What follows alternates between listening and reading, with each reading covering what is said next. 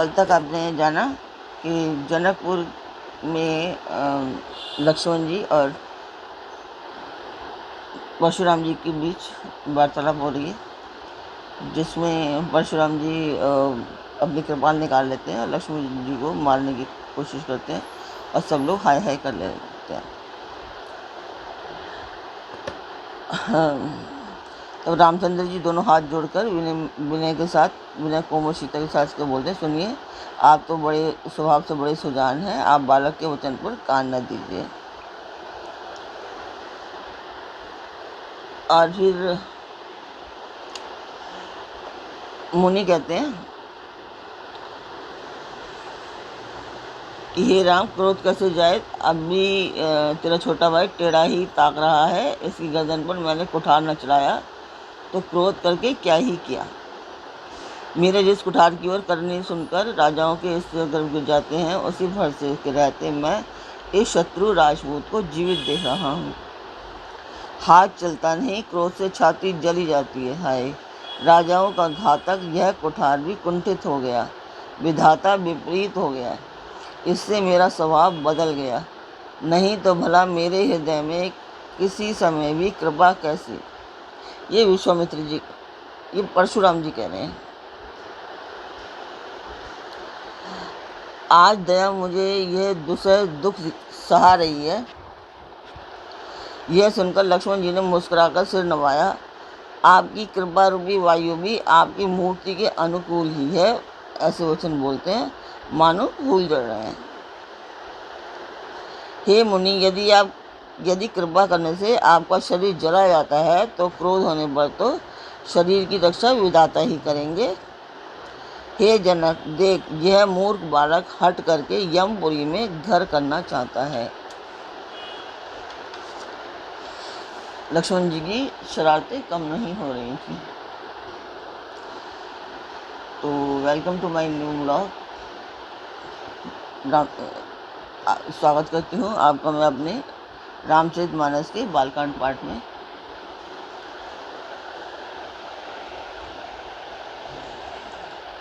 आप सभी लोग कैसे हैं? आशा करती हूँ आप सब लोग अच्छे होंगे, स्वस्थ होंगे और मेरा रामचरितमानस का बालकांड पाठ अवश्य देखते होंगे।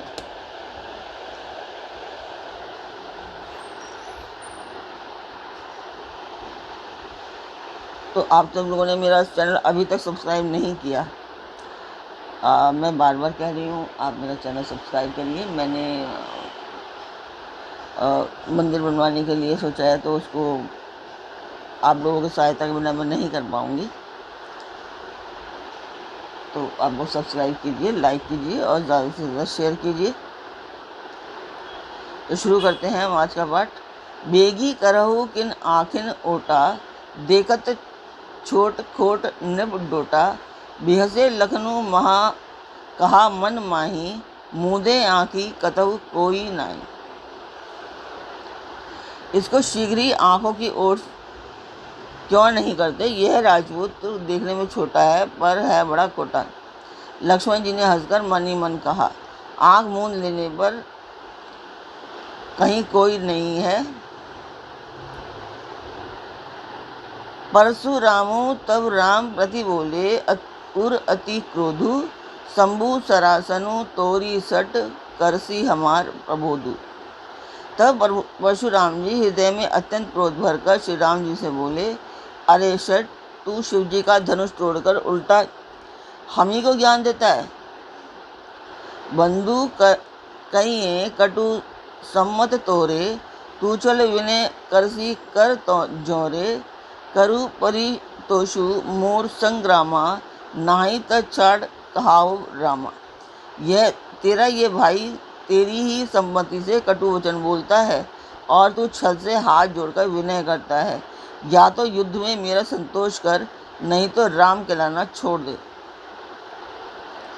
छलु तजी करही समरु शिवद्रोही, बंधु सहित न त मारो तोही, भृगुपति बकही कुठार उठाए, मन मुस्काही रामु सिर नाए।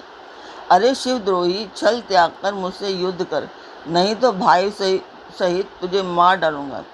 इस प्रकार परशुराम जी कुठार उठाए बक रहे हैं और श्री रामचंद्र जी सिर झुकाए मन ही मन मुस्कुरा रहे हैं।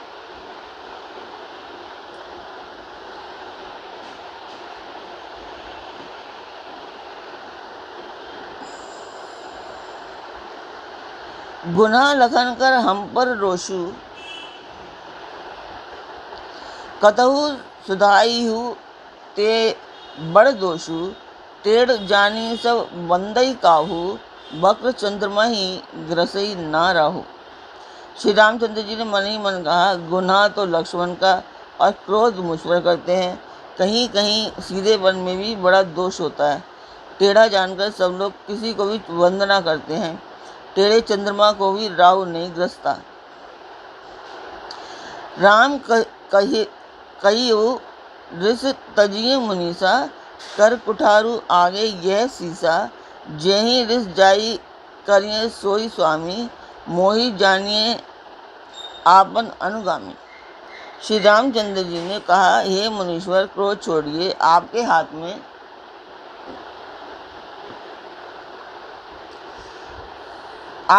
में कुठार है और मेरा यह सर आगे है। जिस प्रकार आपका क्रोध जाए, हे स्वामी, वही कीजिए। मुझे अपना अनुचर मतलब दास जानिए।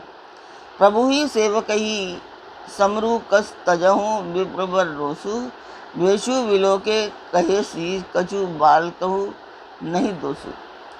स्वामी और सेवक में युद्ध कैसा। हे ब्राह्मण श्रेष्ठ, क्रोध का त्याग कीजिए। आपका वीरों का सा वेश देखकर ही बालक ने कुछ कह डाला था, वास्तव में उसका भी कोई दोष नहीं है।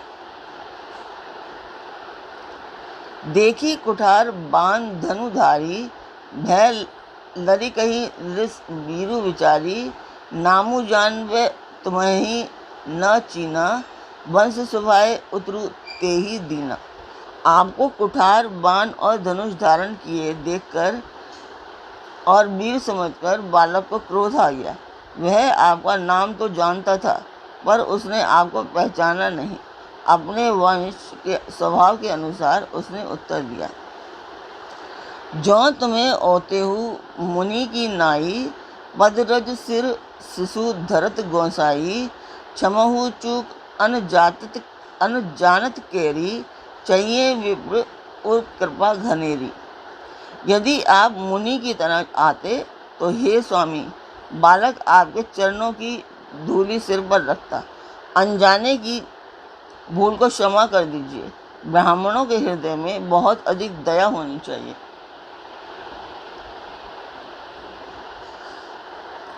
हम ही तुम्हें सरीवरी कसी ना था, कहूँ न कहा चरण कह माथा, राम मात्र लघु नाम हमारा, परशु सहित बड़ नाम तुम्हारा।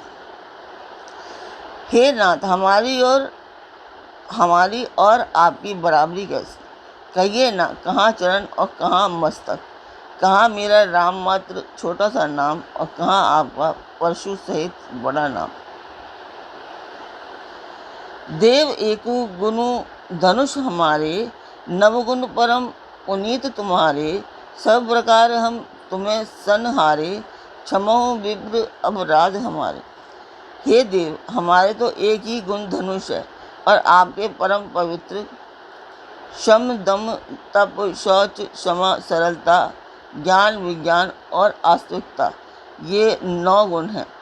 हम तो सब प्रकार से आपसे हारे हैं। हे विप्र, हमारे अपराधों को क्षमा कीजिए।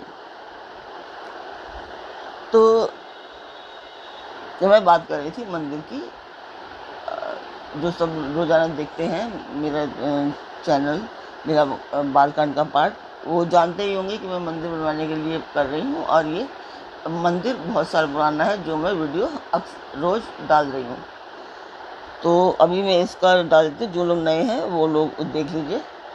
ये बहुत सालों पुराना मंदिर है। उनके लिए मैं बता दूँ कि ये बहुत सालों पुराना, 60-70 साल पुराना मंदिर है, जो अभी तक नहीं बनाया है, गांव में है।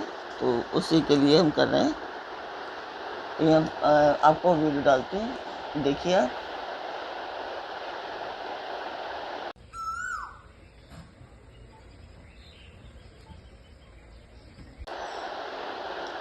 तो आप लोगों ने वो वीडियो देखी, कैसी लगी आपको कमेंट बॉक्स में अवश्य बताएं। और इस मंदिर के लिए 1 लाइक तो अवश्य बनता ही है। जो इतने साल पुराना मंदिर है और उसको बनवाने के लिए मैंने सोचा है, तो उसके लिए लाइक बनता है। आप लोग लाइक कीजिए उसे। बार बार मुनि विप्र बर कहाँ राम सन राम, बोले भृगुपति सरुष, हंसी तहु बंधु समबाम। श्री रामचंद्र जी ने परशुराम को बार बार मुनि और विप्रचर कहा। तब भृगुपति कुपित होकर अथवा क्रोध को हंसी हंसकर बोले, तू भी अपने भाई के समान ही टेढ़ा है। निपटहि द्विज करी जानहि मोही, मैं जस विप्र सुनावहु तो ही, चाप स्त्रुवा सर आहुति जानू, कोपु मोर अति घोर कृसानु। तू मुझे निरा ब्राह्मण ही समझता है, मैं जैसा विप्र हूँ तुझे सुनाता हूँ। धनुष को स्त्रुवा, बाण को आहुति और मेरे क्रोध को अत्यंत भयंकर अग्नि जान। समिधि सेन चतुरंग सुहाई, महामहीप भय पशु आई, मैं यही परसु काटी बलि दीना, समर यज्ञ जब कोटि ने कीना।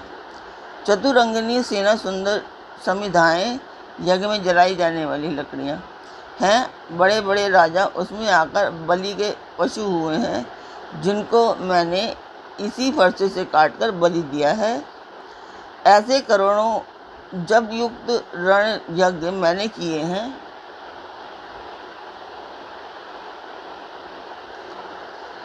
अर्थात मैंने मनोचारण पूर्वक स्वाहा शब्द के साथ आहुति दी जाती है, उसी प्रकार मैंने पुकार पुकार कर राजाओं को बलि दी है। बहुत ही गुस्से वाले थे परशुराम जी तो। मोर प्रभाव विदित नहीं तोरे, बोलसी निद्री विप्र के भोरे, भंजो चापू दाबू बड़ बाड़ा, अहमिति मनहु जीती जगुठाड़ा। मेरा प्रभाव तुझे मालूम नहीं है, इसी से तू ब्राह्मण के धोखे मेरा निरादर करके बोल रहा है। धनुष तोड़ डाला, इससे तेरा घमंड बहुत बढ़ गया है। ऐसा अहंकार है मानो संसार को जीतकर खड़ा है। राम कहा मुनि कहु विचारी, रिस अति बड़ी लघु चूक हमारी, छुअत ही टूट पिनाक पुराना, मैं के ही हेतु करो अभिमाना। श्री रामचंद्र जी ने कहा, हे मुनि विचार कर बोलिए, आपका क्रोध बहुत बड़ा है और मेरी भूल बहुत छोटी है। पुराना धनुष था, छूते ही टूट गया, मैं किस कारण अभिमान करूं। जो हम निद रही विप्र बदी, सत्य सुनहु भृगुनाथ, तो असको जग सुभटू, जेहि भयवश नावही माथ।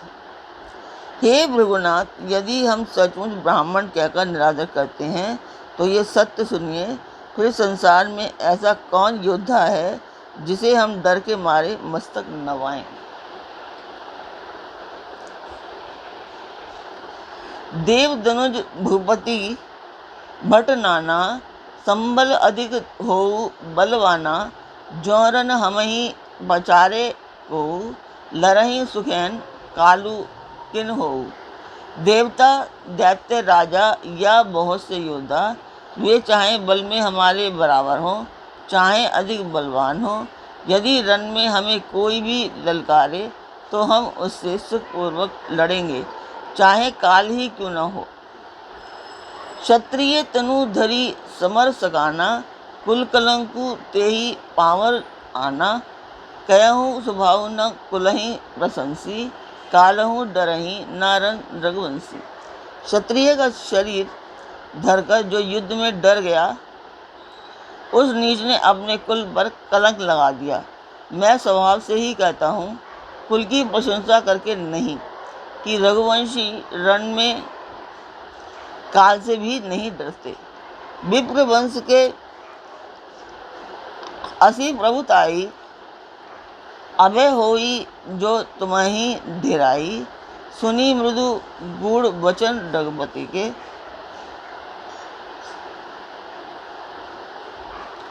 उगरे पटल परशुधर मति के। ब्राह्मण वंश की ऐसी ही प्रभुता महिमा है कि जो आपसे डरता है वह सबसे निर्भय हो जाता है, अथवा जो भय रहित होता है वह भी आपसे डरता है। श्री रघुनाथ जी कोमल और रहस्यपूर्ण वचन सुनकर परशुराम जी की बुद्धि के पर्दे खुल गए। राम रमापति करधन लेहु, खेचहु मिटे मोर संदेहु। देत चापू आपु ही चली गयहु, परशुराम मन विस्मय भयहु। हे राम,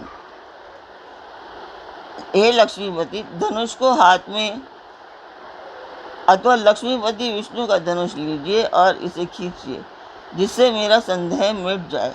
परशुराम जी धनुष देने लगे, तब वह आप ही चला गया।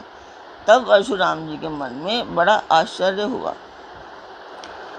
जाना राम प्रभाव तब पुलक प्रफुल्लित गात, जोरी पानी बोले वचन हृदय न प्रेमु अमात। तब उन्होंने श्री राम जी का प्रभाव जाना, जिसके कारण उनका शरीर पुलकित और प्रफुल्लित हो गया। वे हाथ जोड़कर वचन बोले, प्रेम उनके हृदय में समाता ना था। तो आज का पाठ मैं यहीं संपूर्ण करती हूँ और कल फिर मिलेंगे एक नए पाठ में। तब तक आप मेरा चैनल सब्सक्राइब अवश्य कीजिए। देखिए, बहुत मेहनत के साथ में मैं ये पाठ कर रही हूँ और इसके बाद चाहती हूँ मैं गीता का भी पाठ करूँ। तो आप लोग सब्सक्राइब करेंगे तभी मुझ में मोटिवेशन हो जाएगा, तो तभी मैं मोटिवेट हो पाऊँगी और आगे मैं कुछ कर पाऊँगी। तो अभी काफ़ी है, ये पूरा करने के लिए मुझे मोटिवेट कीजिए। तो मोटिवेट के लिए लाइक तो बनता ही है, और सब्सक्राइब कीजिए, लाइक कीजिए और शेयर भी कीजिए। और कैसा लगता है आपको ये कमेंट बॉक्स में ज़रूर बताएं। तो कल फिर मिलते हैं एक नए पार्ट में। तब तक के लिए खुश रहिए, सुरक्षित रहिए, स्वस्थ रहिए।